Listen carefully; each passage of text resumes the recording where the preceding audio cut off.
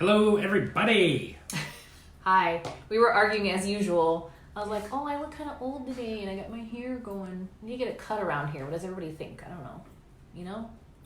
Did you just ask our esteemed audience if you should get a haircut or not? Yeah, there's basically nobody on here right now. Sorry, everybody. Sorry. There's nobody watching, so it doesn't really matter right now.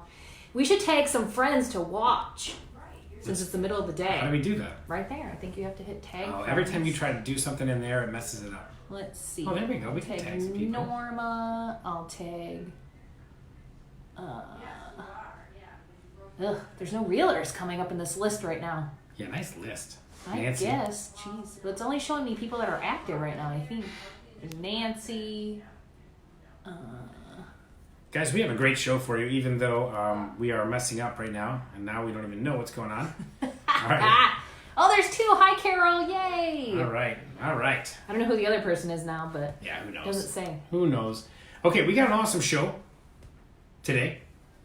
Yeah, he has had like 3 Red Bulls before this show, so he's got all the energy. I have been at a kids program for half the day, so... Not only that, but someone brought donuts into Nicole's office, and they are fantastic. Rise and I don't even Roll. eat sugar. Did you guys know that Rise and Roll opened in Cherville? It just opened in October. Like, Rise and Roll is the bomb. It's an Amish bakery. They make everything from scratch, like lard and everything. It's They super make lard good. from scratch? How do you make lard from scratch? No, I mean, they use lard to, make stuff. That's what makes it so stinking good. They use lard to make stuff? Wow, Yes. that must be good. Oh my gosh. Yeah, I know. This guy eats avocados and like eggs all day, so he does not understand. He actually did eat a Rise and Roll. I was actually super impressed with that. Carol says Rise and Roll's amazing. Thank you. I'm not. First of all, I did eat one, and they were powdered sugar. I had powdered sugar all over my face. It was awesome. And I tried to go in there so everyone could see me, but no one looked. So yeah, we were all busy off. working, so that's fine. True story. Whatever. True story.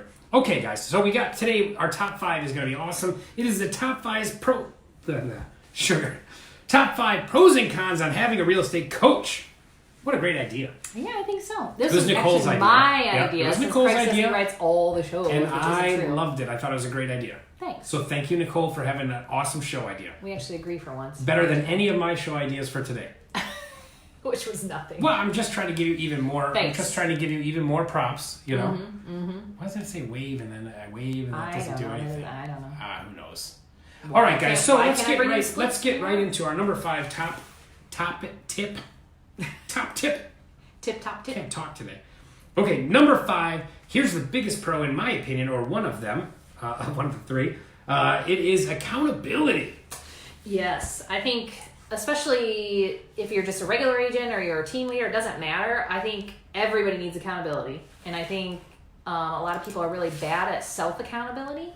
So if that's a weak area for you, I think a coach could definitely help you with that a lot. Definitely. And I think even no matter what, like there's times where I'm really good at holding myself accountable and things like that. And then there's times where I kind of rationalize my own zero productivity or whatever I'm doing. Like right now, the winter starting to hit. Yeah, like, right it's the winter, I don't have to work as hard or something like that. So I think a coach is good to help keep you on track, especially this time of year. Yes. Right? Are we good at number 5? Yeah, I think so. Now, let's do another pro. What do you think? It's number 4 anyway, so we're going to do a pro anyway. We're doing it anyway. It helps you with motivation and direction. It's kind of similar to accountability, but is it the same thing? No, because I think... You heard it, folks. It's not the same thing. Nicole Hansen, 2019. Oh, this light ring's like in these glasses. I think motivation-wise, it doesn't necessarily have anything to do with accountability sometimes. True. Sometimes you're down in the dumps or, you just don't feel it that day.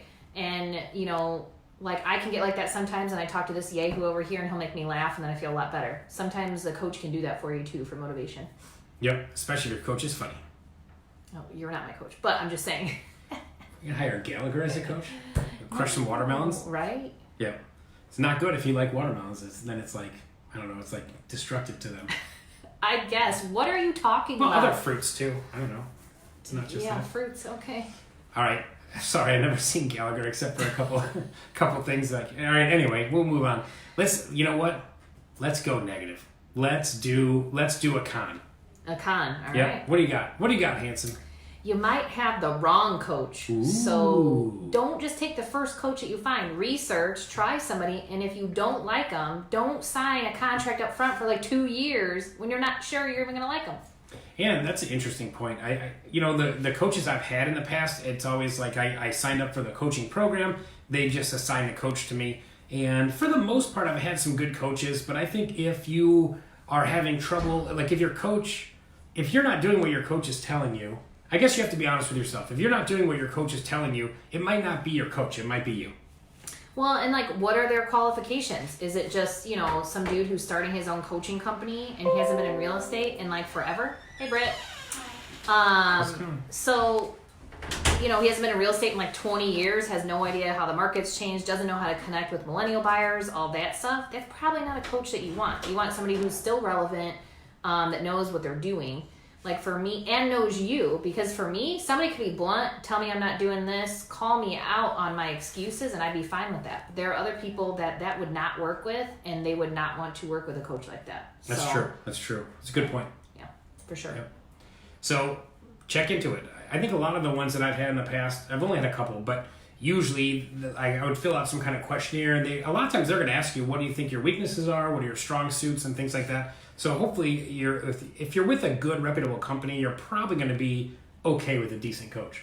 Yeah, but sometimes I think like people aren't good at figuring out what their weaknesses are and what their strengths are, or they don't want to admit what they're doing wrong. And I think too, there are some, I will say, company mentorship type programs, which sometimes those are less than ideal. Yeah, I would say. And it just is tough because sometimes it's a competing broker, sometimes it's maybe someone that maybe needs some coaching themselves, like it's weird. So sometimes when you just get assigned somebody, sometimes you got to really explore that relationship a little bit more, like are they really out there for your best interest and all that kind of stuff, where most third-party coaches, there's tons of great ones, Mike Ferry, Tom Ferry, Brian Buffini, all these top coaching and tons of other ones. I like Buffini because I like listening to his voice. I do. I like that Irish accent. Irish, yeah. It's very cool. Soothing. He's a good guy, and I grew up in Mike Ferry's system and in the business, and I know a lot of brokers around here did, and there's tons of other ones, tons of great coaches out there. Yep. We're not really sponsoring any of them, so they're all good. So, okay, let's go to another pro.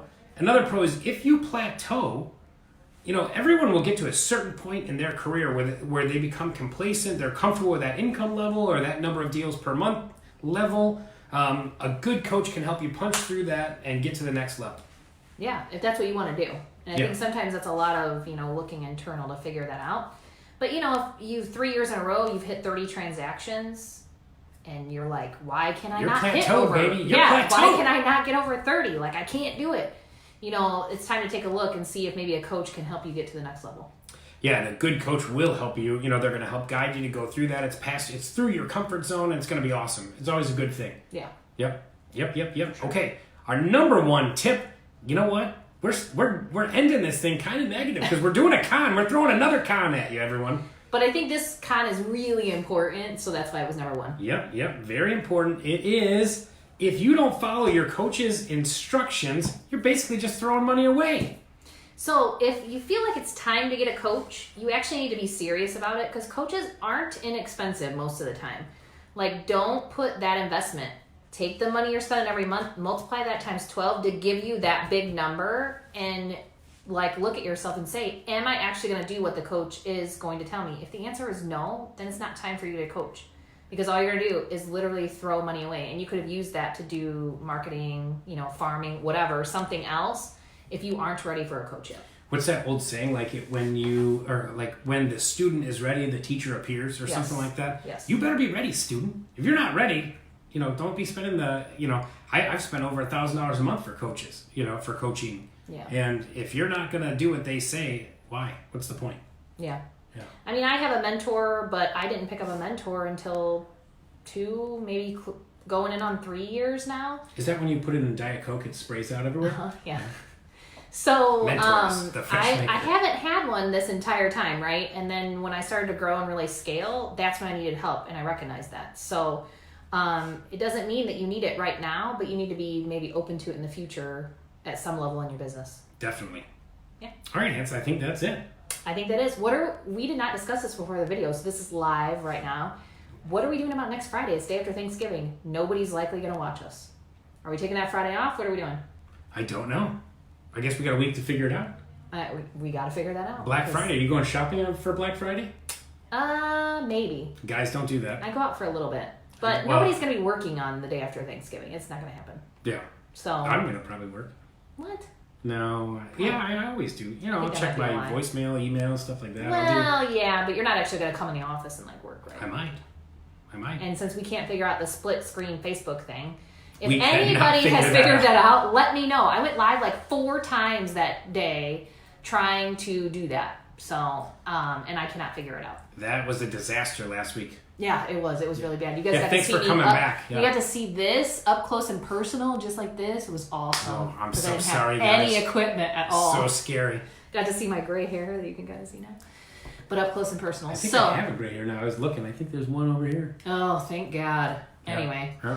But yeah, so if anybody has figured that out, please put it in the notes. We'd be more than happy to take your suggestion on what to do because you both know that you and I are both technology deficient. So Yeah, how great is that? So we will post and let you guys know. I'll tag Craig in it what we're going to do for next week, whether we're going to do Wednesday instead maybe. That might be an option instead of Friday. Maybe we'll do a bonus show of what to do with all the leftovers from Thanksgiving. And we'll eat anyone them in cares. front of you Yeah. while we're doing it. Yeah, turkey. Uh-huh. All right, guys. Well, thank you for watching. I know it's late in the day. I appreciate you still watching anyway. Like, share. We do have that YouTube channel, which have you updated it yet to the Nicole and Craig show instead of just Craig Friendly? All right.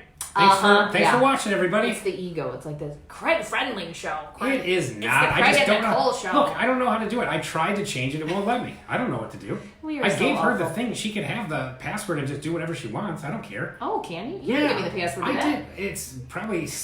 I shouldn't say it, but... Yeah, you should probably It's not an say easy password to crack. Hopefully it's not 1, 2, 3, 4, 5 because I will change the password if that's what it is immediately. No, you have to have a number in, or a letter in there too. It's A 1, 2, 3, 4, 5. C for Craig. Oh yeah, that's true. Yeah. Whatever. All right. So anyway, thanks everyone. Hope everyone's having a great day, and that is all. That is all, folks. Thank you. Bye, guys. Thank you very much. Have a good